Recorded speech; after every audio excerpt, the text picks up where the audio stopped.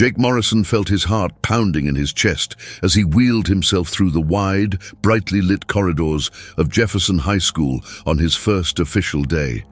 The noise level was astounding. Lockers slamming, groups of students chattering about the weekend's events, and teachers' voices echoing as they reminded stragglers to hurry. Everywhere he looked, there were clusters of teenagers with distinct styles and personalities, from sporty types wearing their team jackets to artistic souls with headphones and sketchbooks in hand. He tried to remain calm, even as the constant stream of people flowing around him made him uneasy. Though he had experienced plenty of challenges since the accident that put him in a wheelchair 3 years ago, navigating a brand new school felt like stepping into another kind of battlefield. He adjusted the backpack lying on his lap and told himself to breathe, aware that the only way to cope with this change was to face it head-on, no matter how overwhelming it seemed at first glance. He paused near a row of tall, dented metal lockers, struggling to figure out where room 304, his homeroom, was located. The school's layout was larger than he'd anticipated, and the map he'd been given felt unhelpful, listing hallways in a way that didn't match the color-coded lines he saw painted on the floors. Suddenly, he heard a soft, friendly voice. From behind, turning slightly, he saw Emily Sanders, a girl with chestnut-brown hair that fell in gentle waves around her shoulders and warm, hazel eyes that radiated kindness. She greeted him with a tentative smile, introduced herself, and mentioned that she was also new to Jefferson High. When she offered to help him find his way, Jake felt a wave of relief. There was something genuine in her tone. She wasn't just being polite. Instead, it seemed as though she truly understood the stress of adapting to unknown territory. "I'd appreciate that," Jake replied with a slight grin, trying to mask the apprehension still swirling in his gut. As they made their way down the hallway, Emily explained that she'd recently transferred from a smaller school where her ambition had made her feel like a big fish in a tiny pond. Here she hoped to stand out academically, but was quick to note how competitive Jefferson High seemed. Jake nodded, catching glimpses of academic awards and trophies displayed behind glass cases in the main corridor. It was clear that this place prided itself on excellence, whether in sports or academics. He couldn't help but recall the days when he used to play football himself, before everything changed. Yet he kept those memories locked away, not ready to share his past with someone he'd just met. Emily's voice carried on, bright but not invasive, inviting him to share bits of his own story if he felt comfortable. He offered vague details, mentioning that he'd been out of regular classes for a while and that returning to a standard high school schedule was a new challenge.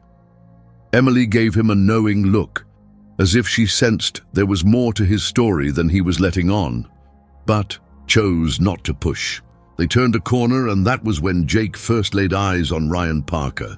Towering over a few other students by his side, Ryan seemed to command attention effortlessly.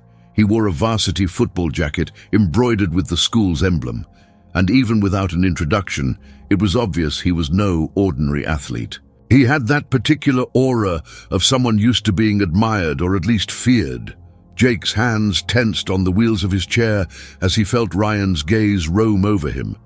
In that brief moment, it was as though Ryan was assessing him like a threat or a joke. Jake couldn't tell which. Then Ryan leaned toward one of his friends and muttered something that caused the group to snicker. The hostility or disdain, whatever it was, felt palpable even without words being clearly spoken. Emily's face tightened in annoyance, but she said nothing. Jake forced himself to look away, telling himself that not everyone in this place was going to be friendly. The key was not letting it get under his skin. The first class passed in a blur of new faces, the teacher's monotone introductions, and Jake doing his best to follow along while ignoring the occasional curious glances thrown his way. Each time he glimpsed Emily, she seemed calm and focused, jotting down notes as if she'd been at Jefferson High for years. It was reassuring to know he had at least one ally in this maze, yet a nagging thought lingered. If Ryan was going to be a constant presence, and if he already seemed to harbor some sort of grudge, how was Jake supposed to cope with that on top of everything else? When lunchtime arrived, the cafeteria teemed with students jockeying for space at round tables. The din of clattering trays, shouted greetings and laughter blended into a lively chaos. Emily led Jake to a table where a couple of other students, Darius, a band kid with a ready smile, and Rosa, a shy photographer snapping pictures for a class project, sat waiting. Both greeted Jake politely, though Rosa's camera lens darted in his direction more than once. Jake tried not to take offense. She seemed intrigued by new faces, not malicious. For a short while, the four of them chatted about random topics, which teachers assigned the most homework, the best shortcuts to get from one class to another, and the rumor that the cafeteria's mashed potatoes tasted like wallpaper paste. Jake found himself relaxing, even laughing softly at some of Darius's comedic quips. It felt good to have a small sense of community, especially on a day that had started out so tense. Midway through their conversation, Jake realized Ryan and his friends were seated not too far away. Every so often, one of them would glance toward Jake's table, make a remark, and smirk. Emily noticed too, giving Jake a quick look of concern. She suggested they ignore it, which sounded logical, though not especially easy. Jake shrugged, determined not to let anyone's scorn ruin his day. But his shoulders remained stiff. He couldn't help but feel like a spotlight was on him whenever Ryan's group began whispering. After finishing lunch, Jake and Emily excused themselves to find their next classes, weaving through the rows of tables until they reached the wide corridor. A short while later, the final bell of the day sounded, releasing a tidal wave of students heading for exits, buses, or cars. In the midst of that wave, Jake rolled alongside Emily, who kept offering to wait if he needed to stop at his locker. He assured her that he was fine, just a bit overwhelmed. As they approached the main entrance, that sense of freedom was abruptly stolen by Ryan stepping right into Jake's path. Without a word, Ryan stared down, arms folded, while his expression carried the faintest trace of amusement. It felt like an unspoken challenge, daring Jake to demand he move aside. Emily opened her mouth to protest, but Ryan spoke first, his tone dripping with condescension. "You sure you can handle these halls?" he asked, voice low enough that only they could hear above the general chaos. The underlying snicker was impossible to miss. Jake clenched the wheels beneath his hands until his palms ached, but managed to keep his voice steady when he finally responded, "I can handle a lot more than you think." Ryan let out a short laugh, then stepped aside with exaggerated politeness, as though he were doing Jake a favor. The tension crackled for a moment longer until Jake and Emily pushed past, leaving Ryan's mocking grin behind. Jake didn't speak again until they were outside, the late afternoon sun casting long shadows across the school's parking lot. Emily ventured a cautious comment. "That guy really loves being the center of attention, doesn't he?" Jake nodded, trying to exhale the adrenaline that still roiled in his chest. He had switched schools, hoping for a fresh start, yet on his very first day, it seemed he'd gained an unintentional antagonist. Still, as disconcerting as Ryan's attitude was, it also sparked Jake's resilient spirit. He'd dealt with doctors who doubted his ability to regain any mobility. He'd battled physical therapy sessions so grueling they left him trembling. He wasn't about to cave in because some local football star saw him as an easy target. Maybe it wouldn't be simple, and maybe he'd have to fight twice as hard to prove himself in this environment, but one glare from Ryan wasn't going to break him. That night, lying in bed while the hum of distant traffic filtered through the window, Jake replayed the day in his mind. He remembered Emily's kindness and the small sense of camaraderie he had felt at lunch, reminders that this new world wasn't entirely hostile. But he also recalled the stinging judgment in Ryan's eyes that told him he didn't belong here, at least not without a struggle. He stared at the ceiling, letting the quiet darkness surround him. His thoughts turned to the days before the accident, the dream of playing football at a high level and the abrupt loss that had changed everything. A sense of longing flickered within him. Part of him wanted to show the world that he was still capable, still strong, even if his path to success looked different now. As he finally closed his eyes, one decision formed clearly in his mind. He would not surrender to intimidation. Not in therapy, not in academics, and certainly not to any bully who thought a wheelchair made him an easy mark. It was time to face whatever trials lay ahead and carve a spot for himself at Jefferson High, no matter how many sneers or obstacles he encountered along the way. Jake woke the next morning to the beeping of his alarm, a dull ache settling in his shoulders and arms from the strain of pushing his wheelchair across so many crowded hallways. The previous day's tension lingered in his mind. Ryan's sneer, the whirl of new classes, and the uncertain sense that he was stepping into uncharted territory. He pushed himself out of bed and followed his usual routine, maneuvering carefully around his small bedroom's cramped furniture. His mum was already gone. She worked 2 jobs to support them and often left before sunrise. So he fixed a quick breakfast and skimmed the local news on his phone. A pang of guilt hit him as he read an article about rising healthcare costs. He knew his mother shouldered large medical bills for his ongoing physical therapy, and part of him wondered if transferring to a school like Jefferson High, known for rigorous academics and sports programs, had really been the right call. Yet he banished that thought as soon as it flickered in his head. He had to believe in new starts, even if the path was rocky. Outside, the bus ride to school felt longer than it was, probably because Jake replayed the last encounter with Ryan. He couldn't quite figure out why a star athlete would bother messing with him. It wasn't like Jake posed any real threat. He was in a wheelchair after all, not about to steal a football scholarship from anyone. Still, that superior smirk haunted him. He looked out the window, noticing how the early sun cast long shadows across manicured lawns and suburban sidewalks. Neighborhood after neighborhood drifted by until the bus finally lurched to a stop in front of the massive brick building that housed Jefferson High. Jake rolled down the aisle, navigating the narrow space with practiced ease, and carefully descended the ramp that lowered him to the curb. As he moved toward the main entrance, he spotted Emily waving at him, a cup of coffee in her other hand, her eyes bright with anticipation. She greeted him with a half-smile, complaining about the morning chill, which made her regret not wearing a thicker sweater. Jake thanked her for waiting, feeling a flicker of gratitude that someone at school was looking out for him. They made small talk about their schedules until the first bell rang. Emily mentioned she'd overheard something about an upcoming fundraising event involving the football team, a practice game or a demonstration aimed at showcasing the school's athletic talent. Jake's stomach twisted at the thought of more exposure for Ryan, who certainly didn't need additional reasons to act cocky.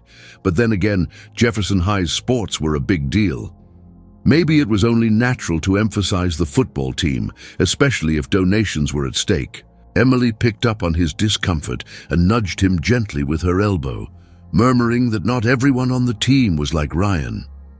Maybe, she suggested, Jake would meet some nicer players. He offered a non-committal shrug. Deep down, he couldn't tell if her optimism was naive or if he simply wasn't ready to see the best in people yet. The day's classes unfolded with varying degrees of dullness and mild interest.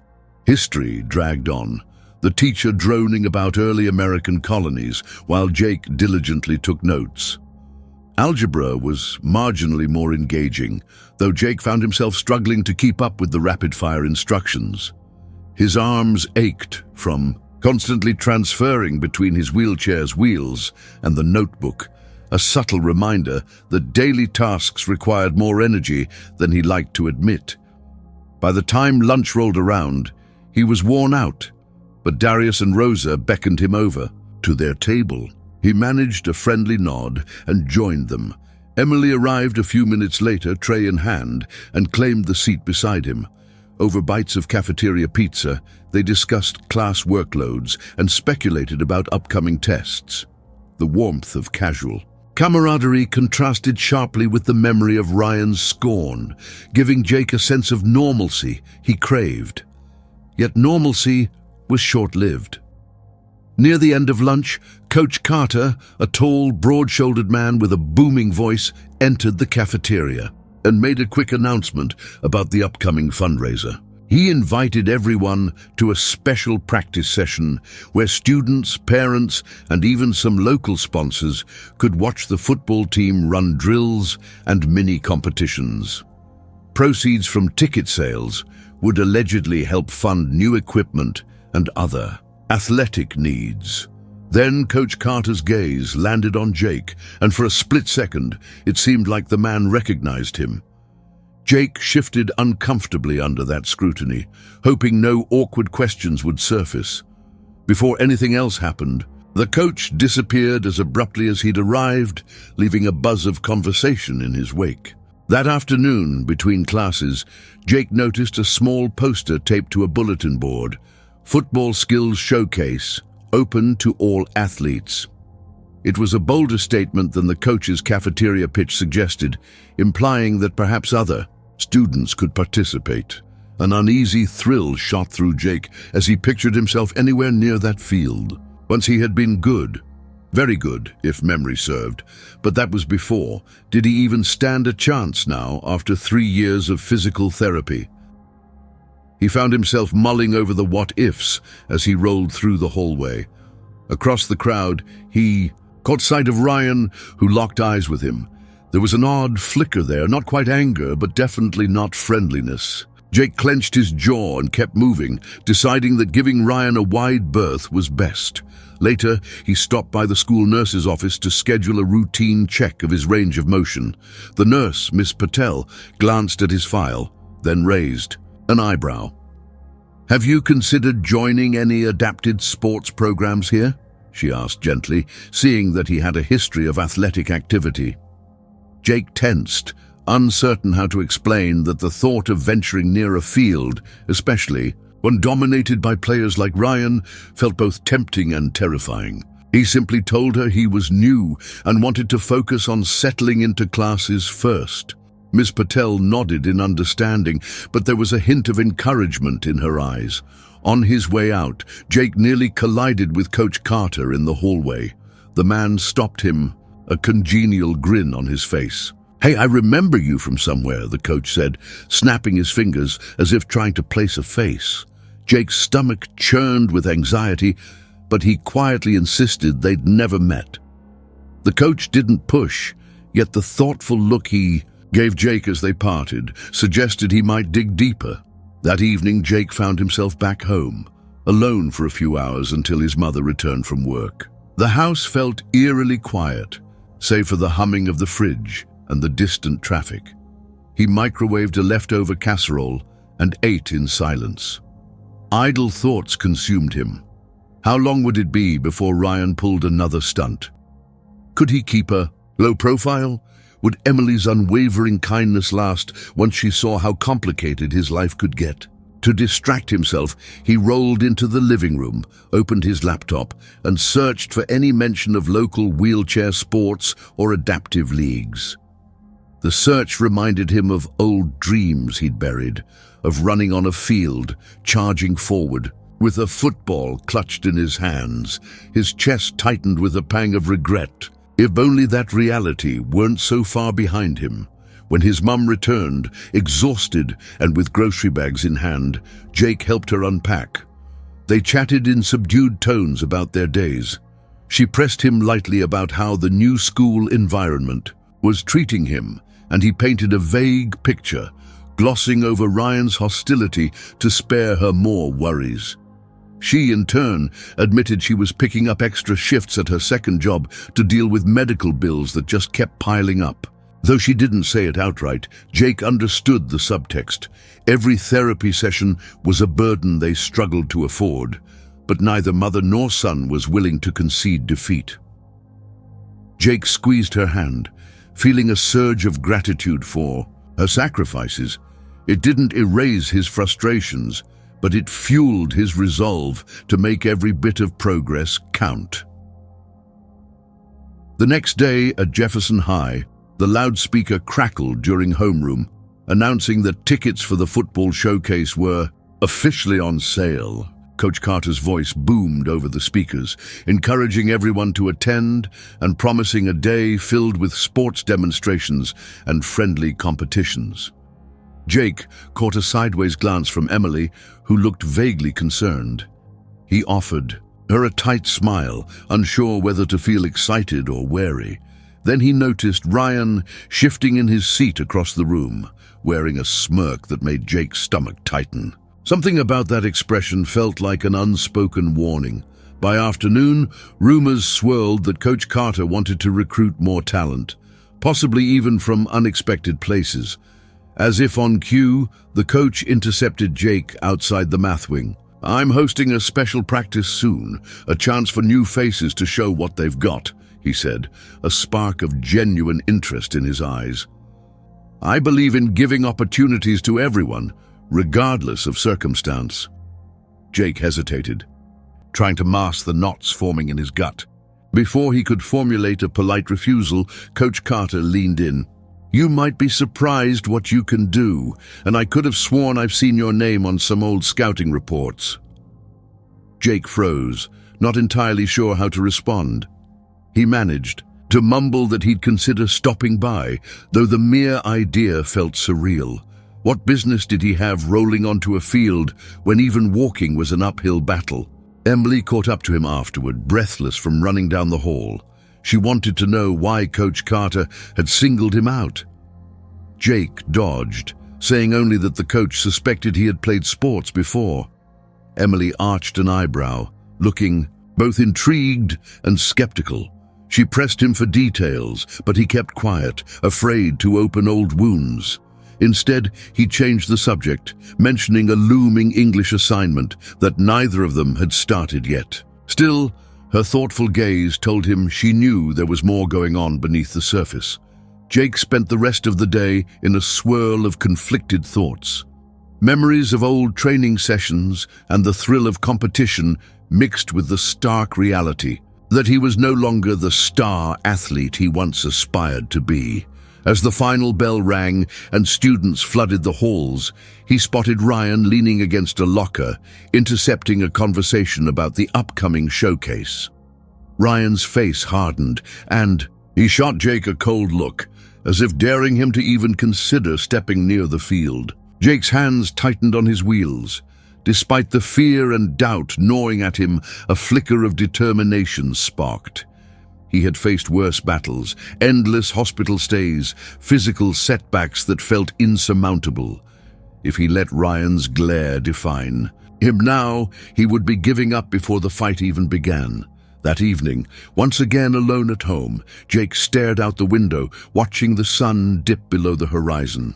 He thought about the flyer taped to that bulletin board, about Coach Carter's words, and about Ryan's hostile expression. If there was any chance he could recapture a piece of who he used to be, maybe it was worth the risk. But just as he felt a surge of hope, the weight of responsibility pressed down on him. If he got hurt, if the therapy bills piled higher, it would all fall on his mom. The dual pull of ambition and caution nearly tore him in two. He leaned back, exhaling a shaky breath. Tomorrow, he would see how this practice session panned out, and maybe he'd find clarity. But one thing he knew for certain: he wasn't content to keep his head down forever, no matter how intimidating Ryan made himself out to be. One way or another, Jake Morrison would face his fears on his own terms. Jake awoke to the sound of heavy rain battering the roof, its steady rhythm mingling with the early morning hum of his alarm. As he readied himself for another day at Jefferson High, a flicker of unease tugged at his thoughts.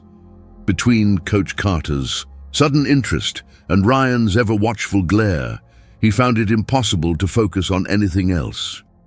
He kept replaying the short conversation with the coach, who seemed oddly convinced that Jake possessed some hidden spark. While Jake had kept the truth of his old playing days to himself, the seeds of doubt were sown. Was it foolish to even consider stepping onto a field again? After all, he was still in a wheelchair, still bound to the limitations that the accident had forced upon him. He steeled himself anyway, telling himself he had survived worse storms, literally and figuratively, and then made his way out the door, maneuvering carefully down the ramp as rain splashed over the metal railings. At school, Emily spotted him in the crowded corridor and jogged over, her sneakers squeaking against the tiled floor. She asked how he was holding up and if he'd decided whether to attend the upcoming practice session. Jake hesitated, scanning the sea of students bustling around them. A swirl of conflicting emotions churned inside him, part longing, part terror. Rather than answering directly, he changed the subject, asking if she had any details on the football fundraiser. Emily frowned slightly but let him dodge, explaining that Coach Carter had scheduled a series of drills open to spectators and potential donors. Jake nodded, doing his best to hide the tremor of nerves that coursed through him. Something about the idea of exposing himself in front of so many people felt both exhilarating and petrifying. Before they could continue talking, the first bell echoed, prompting a scramble to reach class. Emily gave him a quick squeeze on the shoulder before dashing off, leaving Jake to navigate the halls alone, mentally steeling himself for the day.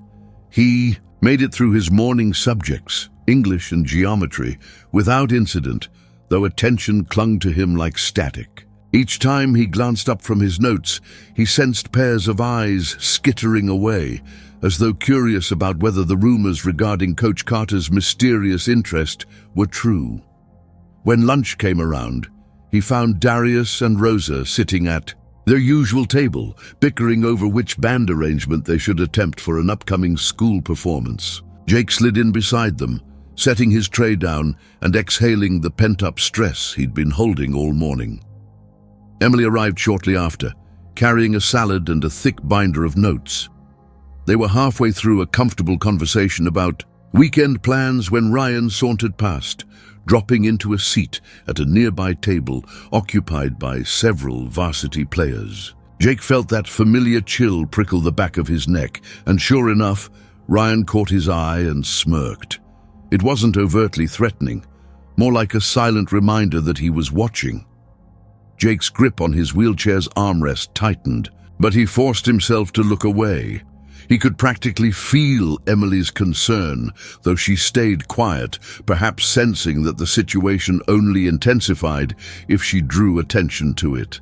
That afternoon, the second wave of classes drifted by, and Jake found himself rereading the same pages of his history textbook without absorbing a single fact. His mind was stuck on a question he couldn't quite answer.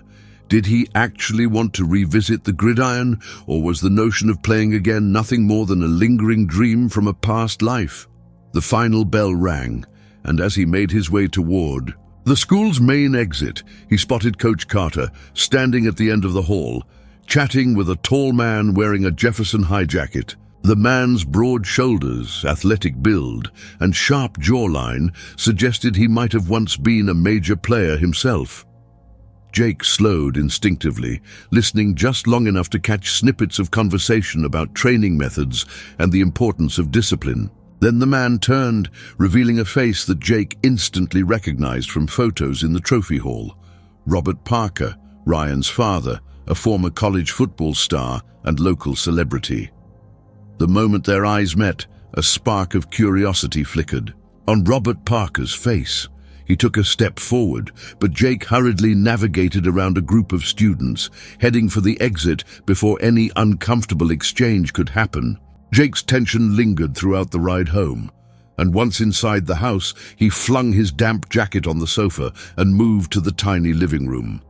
He rummaged through an old drawer where his mother often stashed mail and medical documents, searching for a recent physical therapy report he hadn't had the courage to read yet.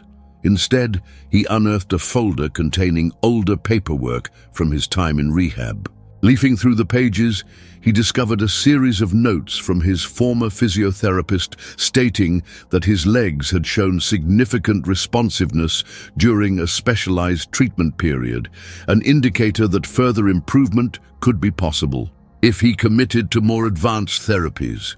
For a moment, he just stared at the words, heart pounding. Had he buried this hope because it felt safer to accept his limitations than to risk further disappointment? He could almost hear his mother's steady voice telling him that every small step was worth fighting for.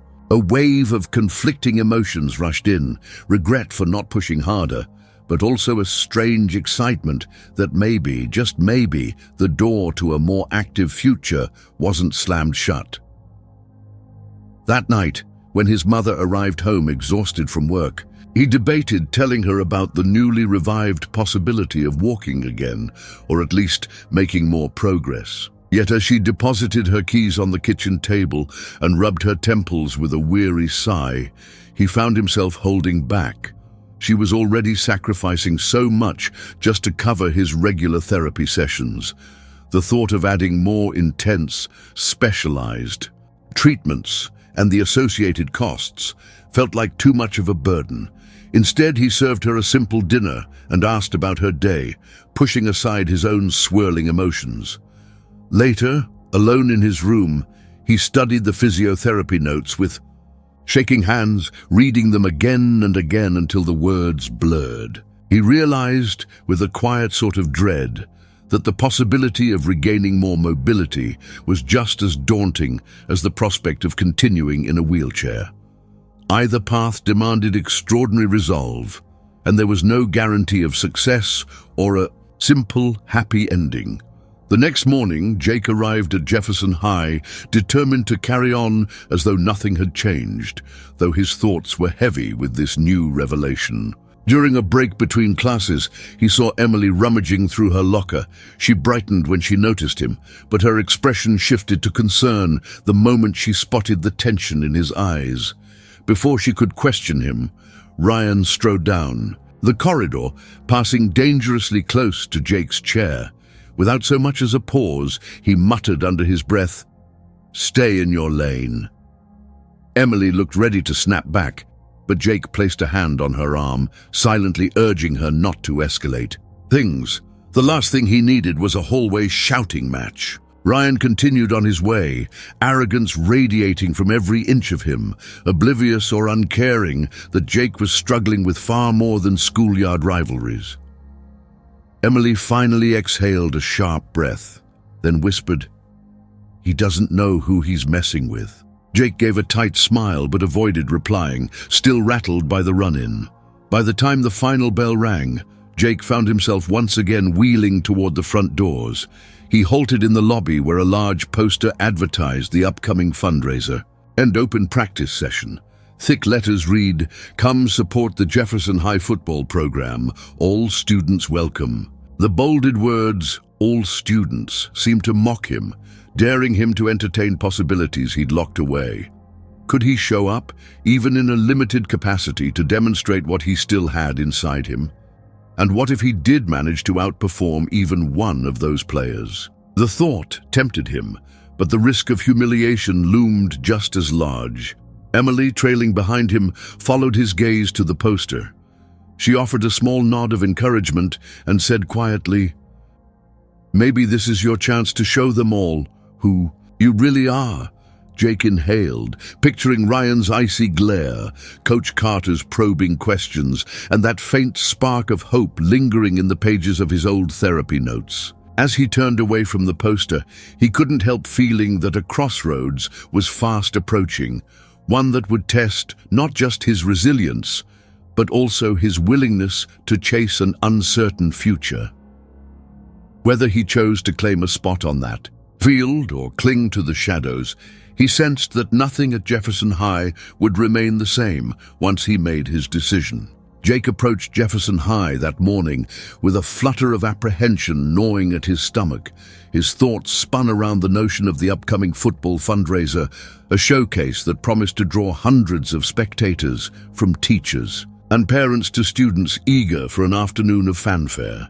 The entire school buzzed with excitement, but for Jake, the event carried a precarious weight. Rumors had spread that Coach Carter might let newcomers take the field for brief drills, and though the idea of stepping onto the grass electrified some part of his old competitive spirit, it also magnified every one of his insecurities. Rolling through the main doors, he told himself that if he kept his head down, maybe he could survive the day without any new drama. Yet he knew that avoiding conflict had never really been an option, not in a place where Ryan and his watchful eyes seemed to loom around every corner. Between classes, Jake found himself cornered by Coach Carter near the athletic office, a simple rectangular space brimming with trophies and framed photos of past championship teams. "I'd like to see you at practice later," the coach said, his tone leaving little room for polite refusal. He added that it wouldn't be a formal tryout, merely a chance for Jake to observe and, if he felt up to it, participate in a few basic exercises. Jake hesitated, torn between excitement and dread, but the warmth in Coach Carter's gaze reminded him of something. Maybe not everyone here viewed him as an oddity bound to a wheelchair. He gave a tentative nod, and Coach Carter clapped him gently on the shoulder, telling him to come by the locker room after last period if he changed his mind. The moment the coach walked away, Ryan emerged from the far side of the corridor, leaning against a trophy case with his arms crossed. His glare was as sharp as ever, silently transmitting that Jake had overstepped once again. Jake tried to ignore him, but his pulse fluttered with anxiety. Whatever the day held, it didn't feel like it would end well. He managed to slog through his morning classes, hoping that burying himself in assignments would distract him from the building tension. History was a blur of note-taking, while biology demanded painstaking attention to a lab project that left him fumbling with specimen slides, his hands unsteady from nerves. At lunch, he barely touched his meal, too aware of Ryan and his football. Buddies seated just a few tables away engaged in raucous banter about the upcoming showcase. Darius and Rosa attempted to lighten the mood by chatting about music and photography, but Emily sensed Jake's tension and placed a hand over his, whispering that he didn't have to prove anything to anyone. Jake forced a half smile, wishing he could cling to that reassurance. The reality was, a small part of him felt compelled to prove a great deal, perhaps not to Ryan, but to himself. He remembered the dusty stacks of old physical therapy notes at home and the words that hinted he still had more potential for recovery. If stepping onto the field, even for a moment, reawakened something in him, wasn't it worth the risk of humiliation? When the final bell echoed through the halls, Jake found the corridor leading to the locker rooms eerily vacant. The sense of stale sweat and cleaning solution drifted through the heavy door as he rolled inside, searching for Coach Carter. An array of battered lockers lined the walls, painted in the school's colors, but marred with scratches and faded stickers. He located a small office near the end, where the coach was hunched over a clipboard. Upon spotting Jake, the coach waved him in with an encouraging grin and helped him navigate the narrow doorway. While Jake hadn't brought any athletic gear, he hadn't fully intended to participate. Coach Carter insisted that he didn't need anything fancy for a few basic drills. "We'll keep it simple," he said. "Just a few passes, some basic footwork for those who can join. You can observe or jump in if you feel comfortable." Unsure what exactly jumping in meant for someone whose legs still felt unreliable, Jake let the coach steer him out onto the practice field. The sky hung grey and overcast, reflecting his apprehension as the afternoon light waned. A handful of players were already there, clad in practice jerseys, running through passing drills. At the far end, At the sight of Jake, some paused, their faces twisting in confusion or poorly hidden skepticism. A few nodded politely, though the rest whispered among themselves as they resumed their exercises. Coach Carter introduced Jake briefly, then handed him a football, explaining that the first drill involved simple tosses back and forth, encouraging coordination and reaction time. Jake's stomach tensed, but he accepted the ball, a wave of long-dormant familiarity washing over him. Even in his chair, holding a football felt strangely comforting, like rediscovering an old friend after years of separation. Ryan arrived not long after, ignoring Jake entirely as he huddled with the main squad.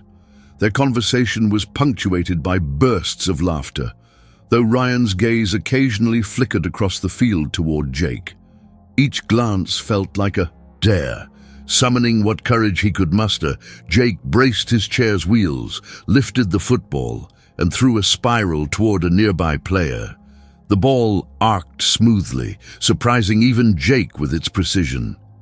Emboldened, he tried a few more passes, ignoring the stares, focusing on technique and muscle memory.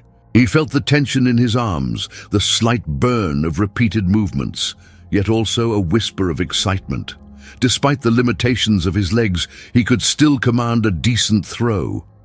For a brief moment, the possibility of bridging who he had been with who he was now flickered in his mind, but the glimmer of hope didn't last. As the players split into small groups for a more advanced drill, Jake found himself paired unexpectedly with Ryan. The rest of the team moved aside, forming a loose circle to watch. Coach Carter hollered instructions, but Jake heard only the rush of blood in his ears as Ryan snatched a ball from a teammate and fixed him with a challenging stare.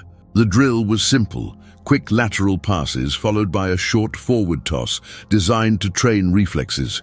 Jake readied himself, determined to keep up, even if it meant pivoting his chair with every pass. Initially, he held his own, catching Ryan's first toss and hurling the ball back with respectable speed. Whispers of surprise ran through the onlookers.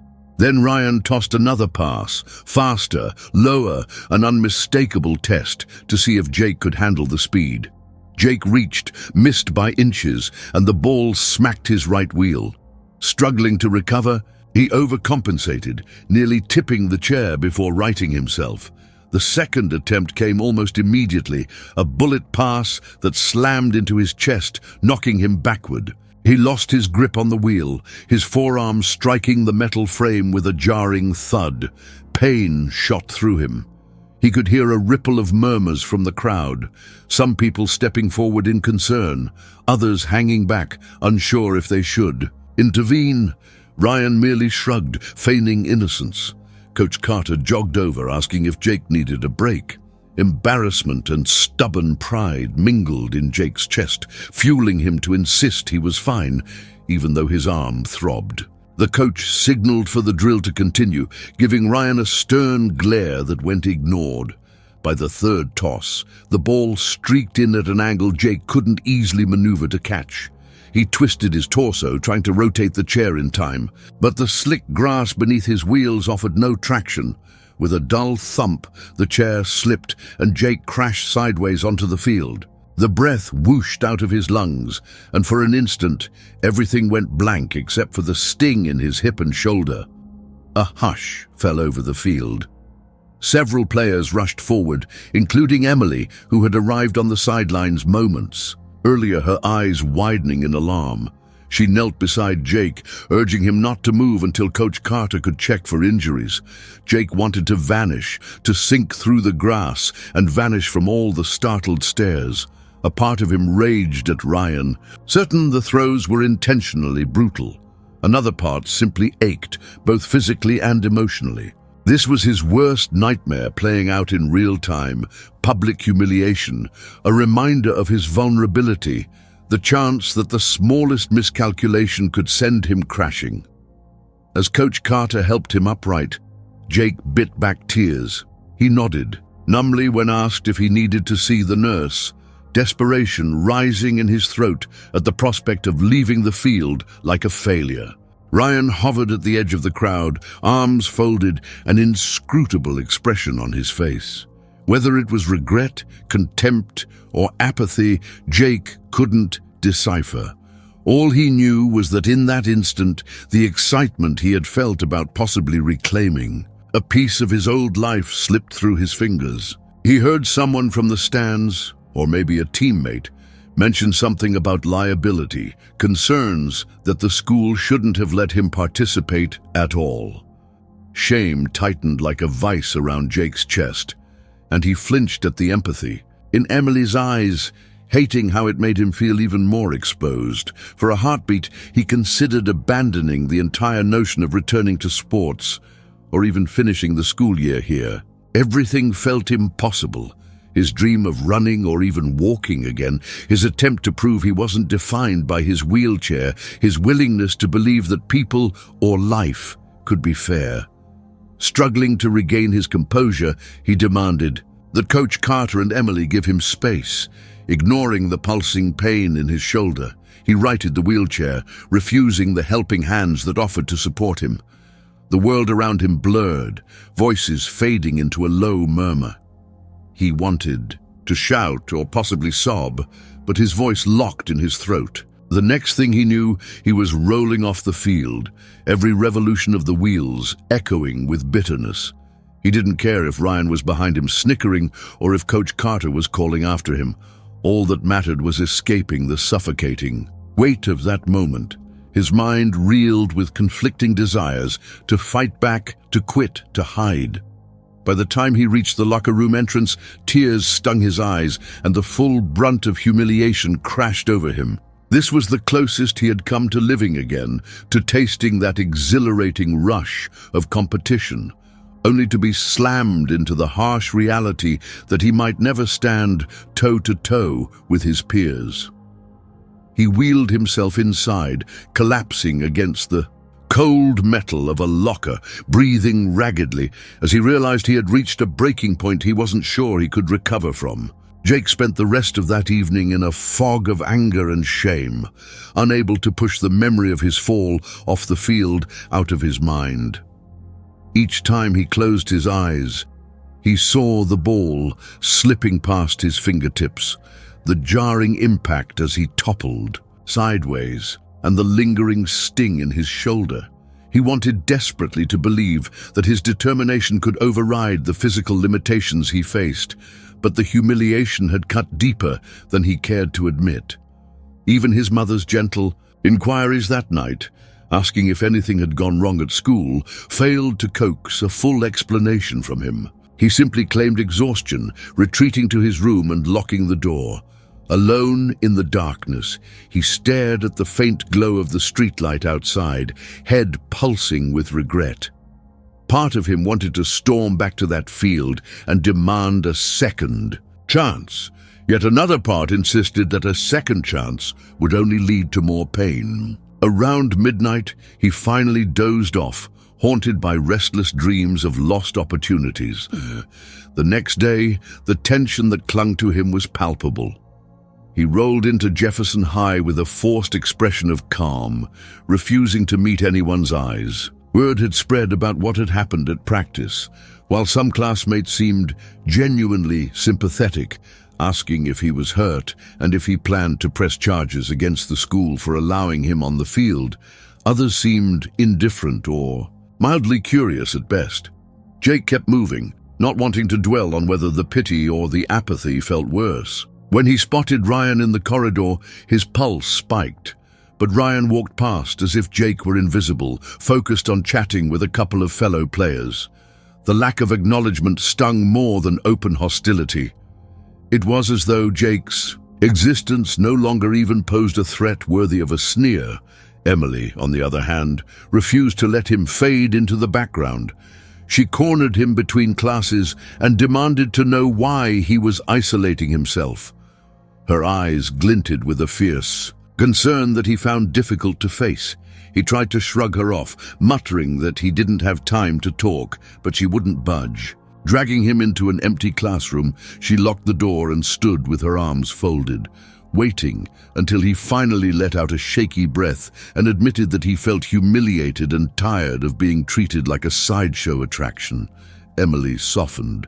At his confession, kneeling beside his wheelchair and placing a comforting hand over his. She reminded him that one failure didn't define him. He'd made it onto that field in the first place, which was more than most people ever dared. Even as her words stirred a reluctant spark of hope, Jake found himself fighting the urge to snap back that her optimism changed nothing about his current reality. Instead, he let out another exhausted sigh, choosing not to speak. It was enough that she cared. After a moment, she offered a gentle smile, promising that she would stand by him no matter what. He wanted to believe her, yet he couldn't shake the shame that still coiled in his gut. That afternoon, Coach Carter caught Jake outside the cafeteria, cradling a stack of papers. He launched into a heartfelt apology for the fiasco at practice, admitting he should have intervened sooner, particularly when Ryan's throws became more aggressive. Jake's first instinct was to wave it away, not wishing to dwell on the painful details. But the coach persisted, explaining that the school required him to file an incident report any time a practice led to an injury, however minor. Sensing Jake's discomfort, he lowered his voice and assured him that if he ever wanted to try training again, under more careful supervision, he would make it happen. Jake stiffened, uncertain if he could trust the offer. A voice inside him whispered that it was too late, that the damage to his pride was already done. Still, he found himself murmuring a quiet thanks before rolling away, hating how disappointed and trapped he felt. In the days that followed, Jake's routine became painfully predictable.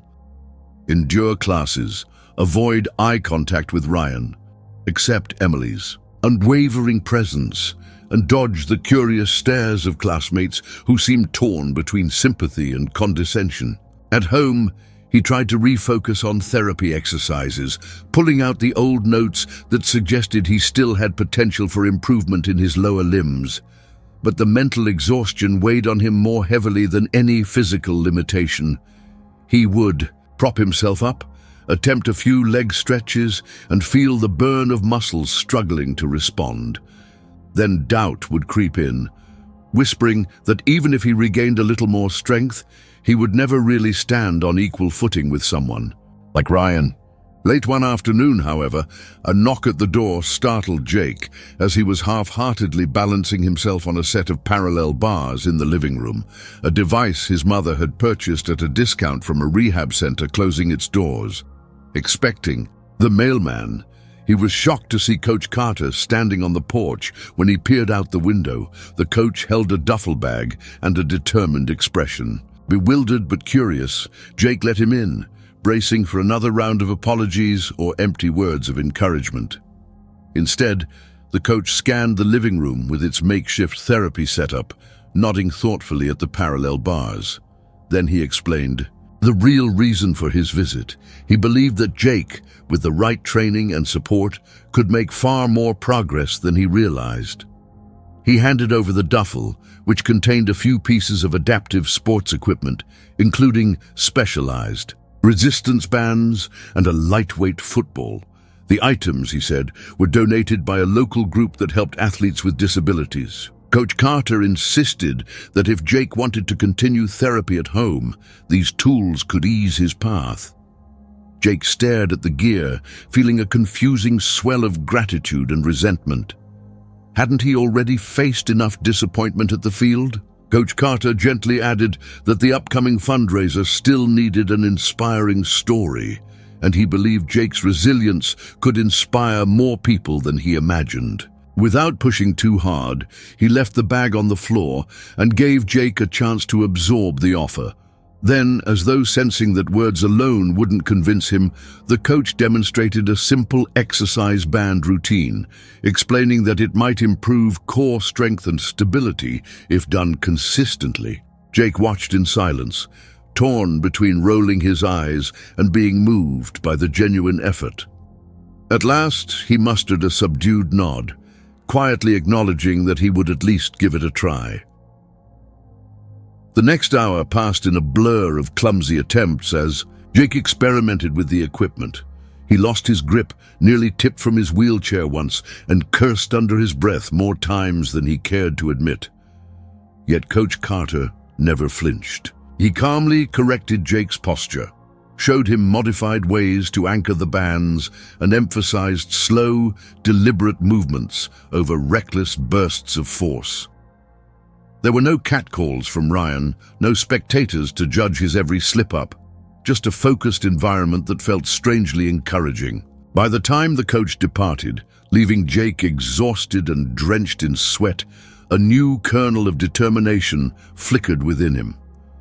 Maybe he didn't have to settle for that humiliating moment on the field as the end of his story. Maybe, with enough patience and stubbornness, he could reclaim some measure of his old confidence. That night, Jake's mother arrived home to find the duffel and the adaptive gear strewn across the living room. Concern etched her features when she saw how shaken he looked, but he explained in halting phrases what Coach Carter had said, how the man believed in his ability to keep pushing forward. She listened carefully, her eyes filling with a mixture of pride and worry. Then she embraced him, whispering that as much as she hated to see him risk further disappointment, she refused to hold him back. If a renewed focus on therapy could reignite his spirit, she would stand behind him all the way, no matter what sacrifices it demanded of them both. Later, after she had gone to bed, Jake found himself staring at the lightweight football resting on the couch. It reminded him of the day he first picked up a ball, back before the accident, when he'd been brimming with dreams of athletic stardom.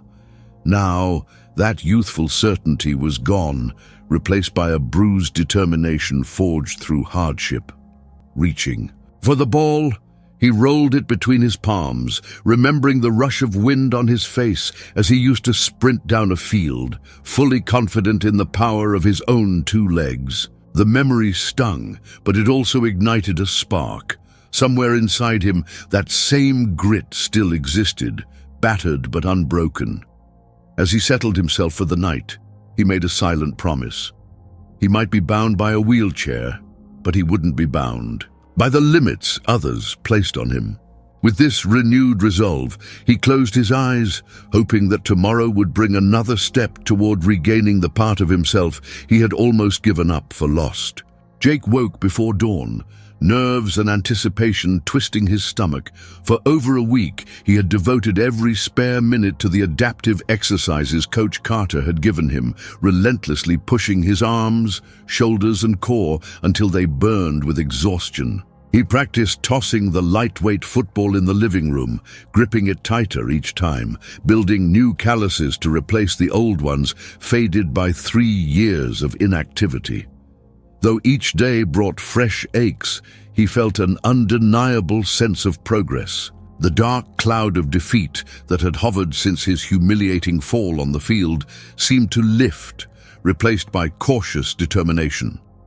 He told no one about his decision to attend the upcoming football showcase. Only his mother suspected, given how hard he had been working. Yet even she respected his choice to keep quiet about it, letting him carry the burden of expectation in his own way. When the big day arrived, the entire school bustled with an undercurrent of excitement. Posters advertising the fundraiser lined the hallways, while the cafeteria buzzed with talk about which recruiters might show up. Jake's hands shook as he rolled toward the gym after his last class, his wheelchair bumping along the polished floor. Emily found him near the entrance, waiting like a loyal companion, her hazel eyes reflecting a mixture of hope and anxiety. She asked him one final time if he was sure about this, but instead of answering, Jake simply squared his shoulders and nodded. He spotted Darius and Rosa hovering not far away, sending encouraging waves. A knot of tension tightened in Jake's chest. He realized how many people had quietly rooted for him, even when he was at his lowest. Now, it felt like he owed them, and himself, a shot at redemption. Outside, the stands filled quickly. The bleachers on one side were reserved for parents, sponsors, and a few scouts rumored to be attending. Ryan and his teammates warmed up on the field, running through stretches and quick sprints. Jake watched from the sidelines, inhaling the scent of freshly cut grass and the faint whiff of chalk lines. It reminded him of the world he once inhabited, before hospitals and rehab had taken over his life. He couldn't help noticing Ryan's father, Robert Parker, leaning against the fence, scrutinizing the players with a critical stare. Beneath that gaze, Ryan pushed himself to near perfection, as though each movement had to validate his worth. Suddenly, Ryan's eyes flicked toward Jake. The tension that flared between them was tangible, a silent confrontation over who had the right to be there. Jake tightened his grip on the football resting in his lap and reminded himself that he'd earned his place just as much as anyone else. Coach Carter blew a whistle and announced the start of a series of drills designed to entertain the crowd and showcase the team's strengths. The players exploded into motion, weaving through cones, catching rapid passes, and blocking simulated tackles. Jake observed intently, feeling a pang of envy at how naturally they moved. But that envy was swiftly replaced by resolve. If all went well, he would soon join a smaller, adaptive segment the coach had promised. An opportunity to demonstrate what was possible for athletes with unique challenges. Taking a deep breath, Jake rolled into the designated practice zone on the far side of the field, where a handful of curious spectators gathered, including Emily and a few school officials. The grass was slightly damp, but he steadied his chair, refusing to let a little moisture disrupt his concentration. Coach Carter joined him, microphone in hand, ready to address the spectators. He spoke about perseverance, about how sports could be a stage not just for victory, but for resilience. Then he introduced Jake, explaining how he had worked tirelessly, despite setbacks, all to claim a chance at something he used to love. Applause rippled through the section of the crowd paying attention. Jake felt his face flush. He locked eyes with Emily, who mouthed, "You got this." Clearing his throat, he nodded at Coach Carter, who blew the whistle. Jake began with a series of short passes toward a teammate who stood about 10 yards away, taking care to center each throw. The first pass wobbled, falling short, but Jake calmly repositioned himself and tried again. On the second and third attempts, the football sailed smoothly. A few spectators cheered, and a spark of hope flickered in his chest. Just then, Ryan jogged over, sweat staining his practice jersey. His expression was guarded, but he surprised everyone by offering to stand at the opposite end of Jake's next few passes. When Jake hesitated, Ryan gestured as if to say, "Let's see what you can do." Warily, Jake obliged, releasing a crisp throw that Ryan caught with practiced ease. They exchanged more passes, the crowd's curiosity piqued by this unlikely collaboration. The tension that once crackled like a live wire between them hung in the air still, but now it mixed with something else. Maybe mutual respect. Jake could feel the muscles in his shoulders protesting with each throw, yet he kept going. He even attempted a lateral toss, pivoting his wheelchair sharply. Though the ball left his hands at an awkward angle, Ryan lunged forward, scooping it before it hit the ground. The crowd erupted in cheers. Jake exhaled a shaky breath, suspecting Ryan had done him a favor by catching an otherwise borderline pass. For the first time, he glimpsed uncertainty in Ryan's eyes. Perhaps a realization that Jake was no easy pushover. Suddenly, Robert Parker approached, stepping around the edge of the practice area. He folded his arms, studying both Ryan and Jake as though assessing a puzzle. After a moment, he muttered something to Ryan, who nodded in silent agreement. Next, Robert signaled to Coach Carter, who gave a slight nod in return. Without warning, Ryan jogged to the sideline, returning with two other players. They set up a simplified blocking drill, instructing Jake to move through a gap while tossing the ball to a receiver. Jake's pulse hammered. He had never practiced such a maneuver from his wheelchair, and the idea of pushing past defenders triggered the memory of his hard fall. But adrenaline and pride overcame his fear. He positioned the chair in a low stance, gripping the ball and waiting for the whistle. When it sounded, he propelled himself forward, weaving around the first player who mimicked a soft block. For an instant, he found an opening and flicked the ball toward the receiver. His aim was slightly off, but the receiver adjusted, snatching the ball out of the air. Applause roared from the onlookers. Though Jake's arms trembled, he felt a rush that made every bruise worthwhile.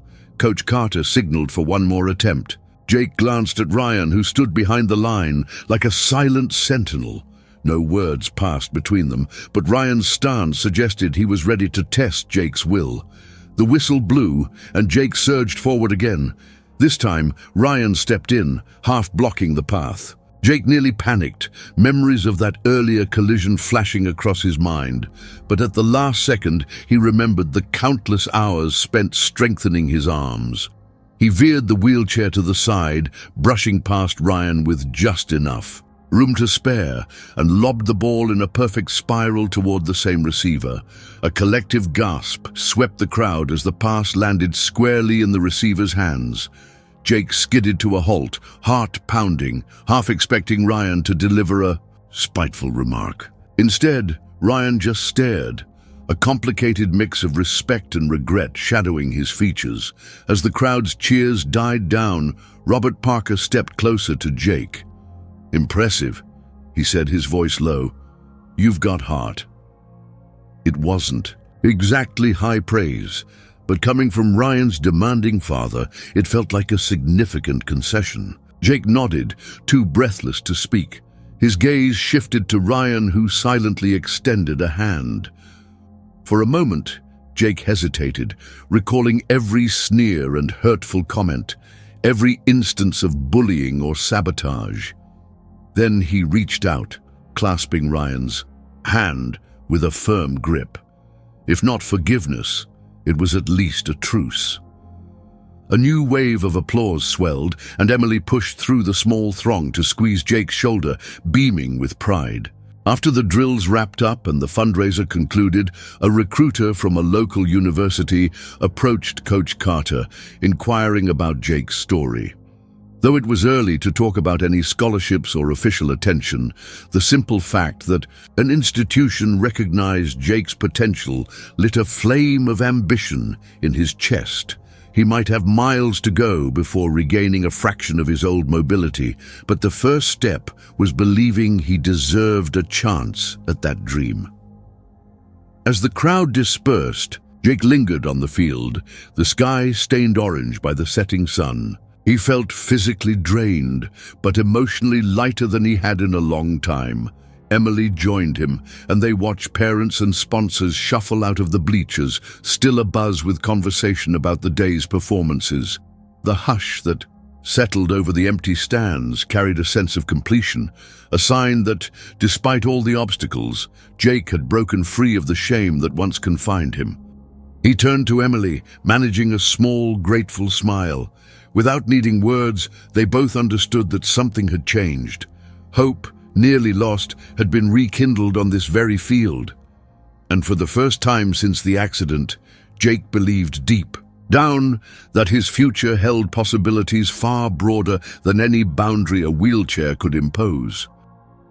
If you enjoyed the story and want to see more content like this, support the channel by subscribing, liking, and turning on notifications.